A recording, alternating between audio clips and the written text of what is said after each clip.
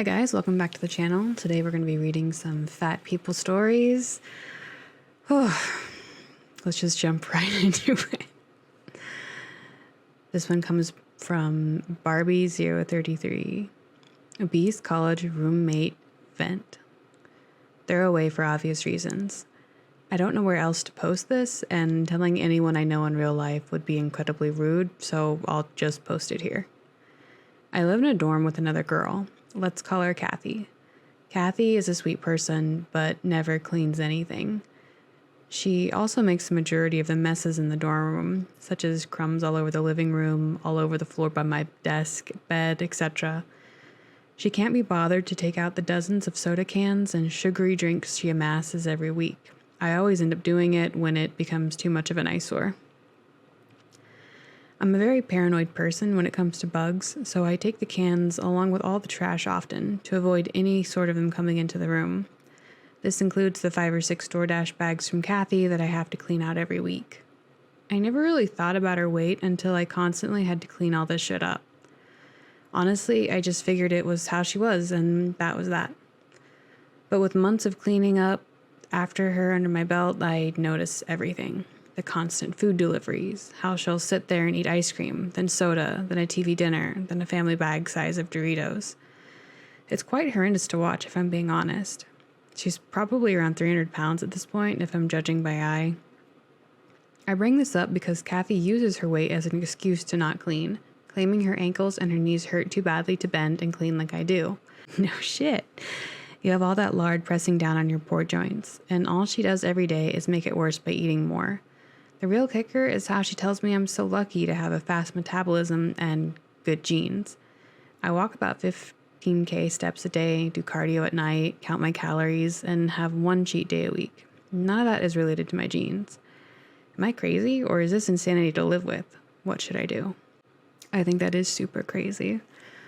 I'll be the first to admit that I'm not the most tidy or clean person, and when I live by myself, I do have to make sure it doesn't get bad. But when I live with other people, any and all common shared areas, I clean up after myself. You take care of your own shit. Don't be a person who abuses others by taking advantage of their need to live in a clean environment to make them your maid. If I was this person, honestly, you just have to have a conversation with her, confront her about it, and from there, if you're at college, like it sounds like you are, talk to your RA, and go from there. You may have to get a new roommate. This one, I'm so triggered. Vent, posted by Tough Froyo 3003. So I'm living with 2 roommates. They're both fat, and when they walk, I can hear the floor shaking. One of them even walks a little bit like a man by spreading her legs when she walks. Okay. They always occupy the kitchen to cook for 1 hour. Yes, 1 hour to cook lunch and even dinner even longer. Meanwhile, I literally take 5 minutes to cook an egg and cut an avocado. They eat so much the toilet is occupied for hours throughout the day. Doesn't that mean your diet is so bad? It literally disgusts me. Sometimes they cook so spicy, I have to run through the hallway to open a door to not create some lung disease. After using some cooking device, which I bought, they complain it's not clean. Meanwhile, did you ask to use it? Did we make any rules about my devices? They're just so lazy it annoys me. Stinking in the bed all day, and their parents never learned them to clean after themselves. Yeah, I'd say they're just bad people, and maybe some of the problems are exacerbated by their weight. But really, if you're just a horrible person, it doesn't matter if you're fat or you're skinny, you're still an awful person. Finally ended my lifelong friendship with Ham Planet best friend. Sad about it. My BFF since kindergarten has been slowly ballooning up during our 20s. We're 31 now. She came over tonight and was bigger than ever. I'd estimate 350 at 5'7", and that's not what ended our friendship. It's the Ham Planet mindset that she's stuck in. All night, I was at her beck and call. Turn off the light. Get me some water. Turn up the TV, etc., etc. She literally did not get up one time after she arrived and sat on my floor. It's cool, I love you, and you're my friend. I'll do those things for you. I cleaned my house, prepared a bed, stocked up on snacks, foods she requested, and amenities, because she's my friend, and she sleeps over. The next day, we have a mutual friend's birthday party. We're supposed to be there at 6 p.m. Hamfriend sleeps until 3 p.m. I'm running to the grocery store and preparing food and gifts as she sleeps. Hamfriend rolls out of bed complaining about how uncomfortable the bed was. I feel bad. She hangs in my living room for a few more hours. She proceeds to take a 1.5-hour shower and plops back down on my couch in a towel. She starts doodling in a notebook. It's 6:30, the party started at 6, and I'm driving us. I'm dressed, packed, and ready to go. I can't stay too late because I have plans the next morning. Hamfriend hasn't worked in years, so no concept of a schedule. And here's where shit hits the fan. I suggested we start getting ready to go, asked how much longer. Will you be ready soon? I'm met with an eye roll and a relax. I decide to challenge her for the first time in our friendship. Messing up our plans, making us late is nothing new. I say, I have things to do tomorrow morning, let's get going. A complete tirade ensues. Hamfriend is screaming, then she calls her mom to pick her up. I try to explain myself. I ask her to respect my time schedule. I'm met with fuck yous and a million personal insults and excuses on her part. My neighbors can hear her, and my husband is so uncomfortable he goes for a walk. I'm humiliated, hurt, and I don't go to the birthday party. She leaves with the food I prepared. She still thinks she's the victim because I wanted to leave at a reasonable time. I told her I won't speak to her until she gets her shit together. I feel terrible now, and I no longer have a best friend. She blocked me on everything. This sucks. You made the right fucking decision. Good job standing up for yourself, because honestly, someone who's going to behave like this and treat you with zero respect, they're not a friend at all. I'm really sorry that you feel like you've lost your best friend, but she wasn't worth having as a friend to begin with. I really hope this frees up some of your emotional time and energy to maybe make a new friend who will actually treat you like a person and not like a maid. Manager thinks I have an eating disorder due to Ham Planet coworker. I'm 23 female, and I'm 5'5" and weigh 8 stone, around 112 pounds. I started working at a desk job last month. One of the things I don't like is eating in front of people. I hate it, and I usually eat my dinner at home somewhere between 2 and 3 p.m., and I have my tea, and north of UK, tea is dinner around supper time. So I'm never hungry at work. I usually just eat a small tea cake with some meat in it. Anyway, all my coworkers are overweight, or all in all, just thicker in body than me. There's one woman who is a ham planet. I'll call her P. Anyway, P was always asking when I was having dinner, and I told her 1 p.m. We have a half an hour break. I think it's too long. I eat my food within 10 minutes, and P says I couldn't have eaten so quick. So for the past week or so, I've been watched by P and another coworker at dinner to see if I've eaten. At first, I was just thinking I was overthinking, and my mom thought I must be mistaken. They can't be watching to see if I'm eating. That's crazy. Anyway, then P was talking about another poor woman who worked before me that was anorexic, and said they had to get rid of her due to her being unwell all the time and being mentally unfit. Like, okay, that's got nothing to do with me. I'm a healthy weight, I was thinking to myself. And I just replied that that's pretty sad. Anyway, on the Friday morning, I was called to the manager's office, and she said I was doing well, but had one concern. Coworkers said they hadn't seen me eating. When they've seen me eating every day. However, the day before, I hadn't actually brought food. I forgot, so I lied and said I'd already eaten because I was very uncomfortable. So based on that one day, I guess, they hadn't seen me eat all the times before that. So I literally put my hands up to my manager and swore I'd been eating every day, I didn't have an eating disorder, I was healthy, and that I thought it was weird being watched at dinner. Even said my mom had a diseating order, which is why I keep healthy. Her reply was that they're just a bunch of mothers, and that they like to look after each other, and that they're just worried and didn't want me to collapse. And as this commenter down below says, oh my god, imagine how extra fucked up it would be if you did suffer from an eating disorder. These people are awful.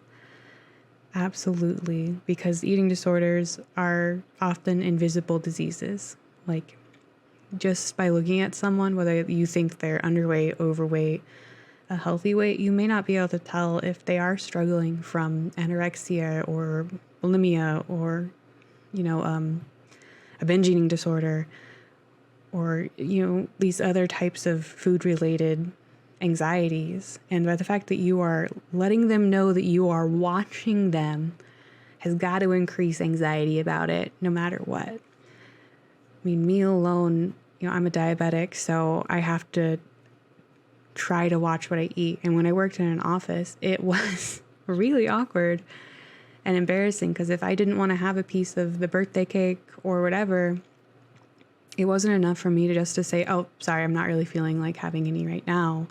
They would badger me, and you just feel really entitled to see you committing or you doing the same thing as they were, which is, making a joke like, oh, I shouldn't, but yeah, I'm going to have a piece, when I really just didn't want to because I knew it was going to make me feel bad later on.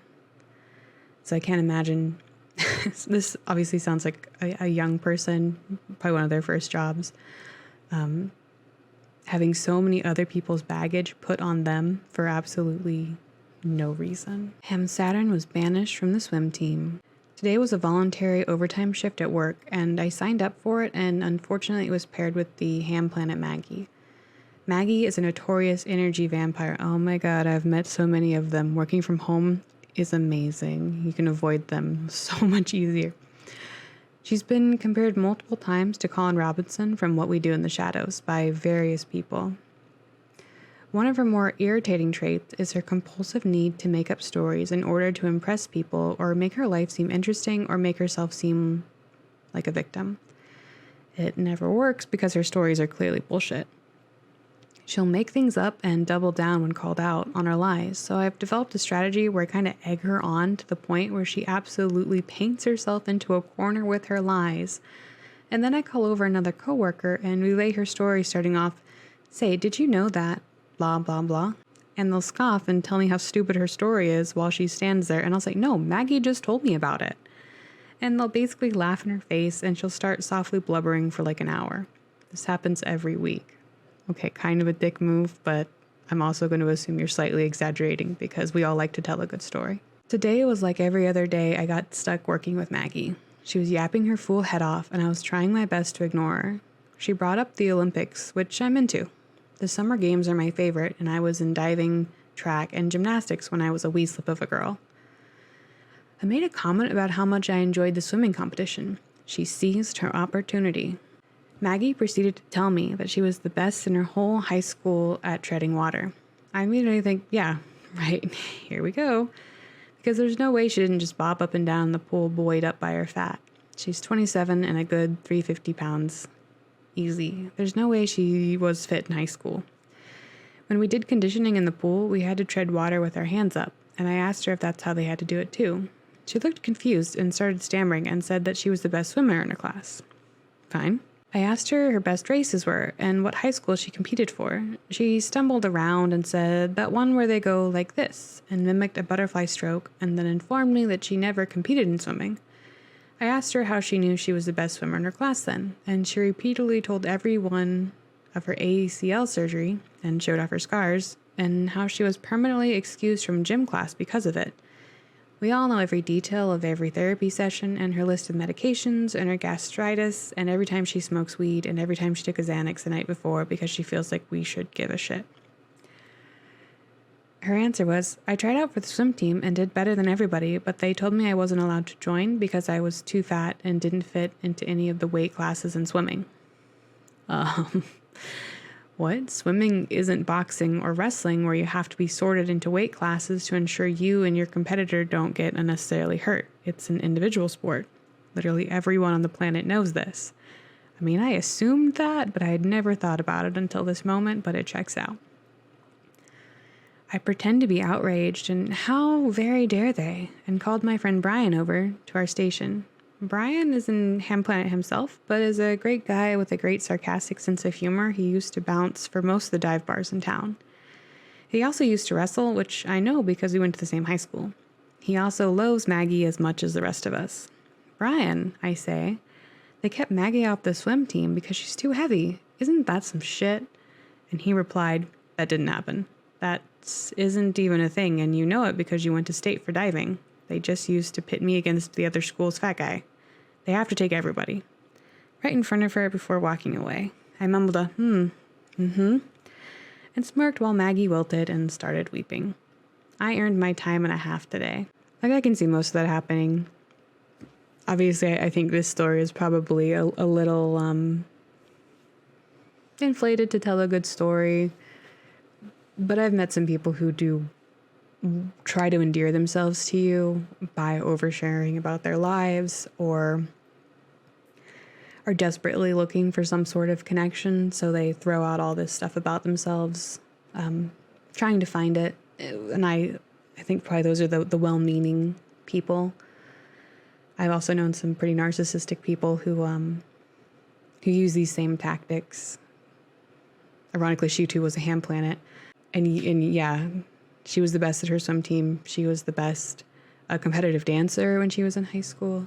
She's also the best artist we've ever seen.